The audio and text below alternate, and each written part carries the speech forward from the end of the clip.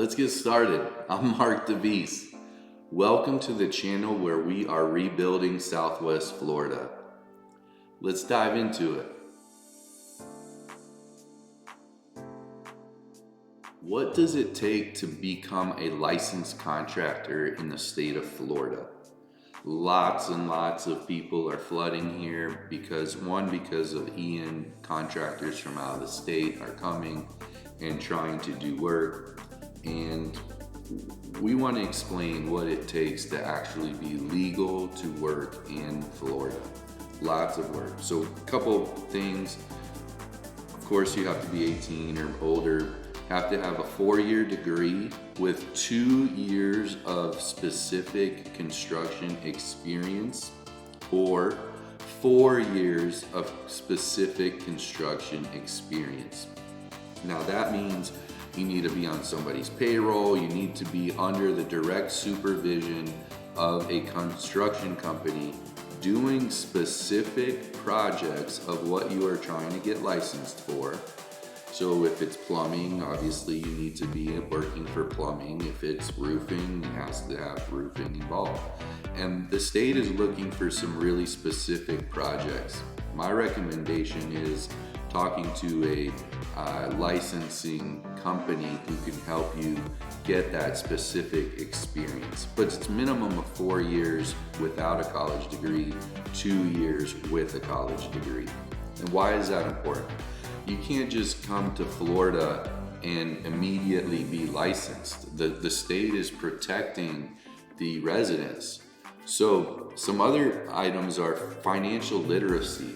The state requires that you have a minimum balance to make sure that if something goes wrong, you're able to financially repair or fix or make it right.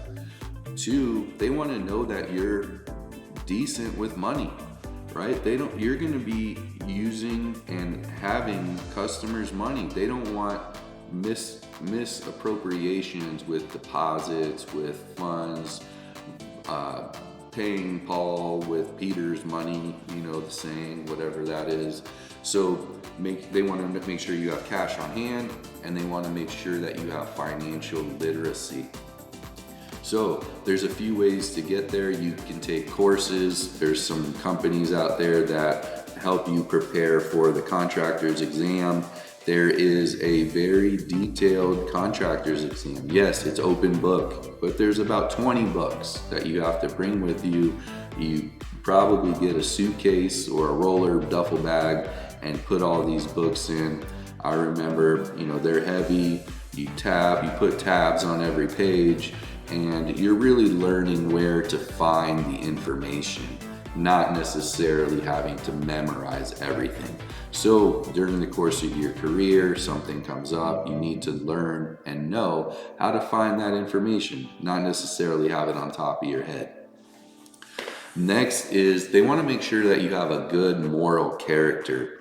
So you're not going to have bankruptcies or credit, bad credit, or they want to make sure that the residents and the public is protected from predatory contractors or construction workers, and make sure that again they're protected. So when you're thinking about hiring a contractor, that they went through some rigorous testing, continuing education on every 2 years.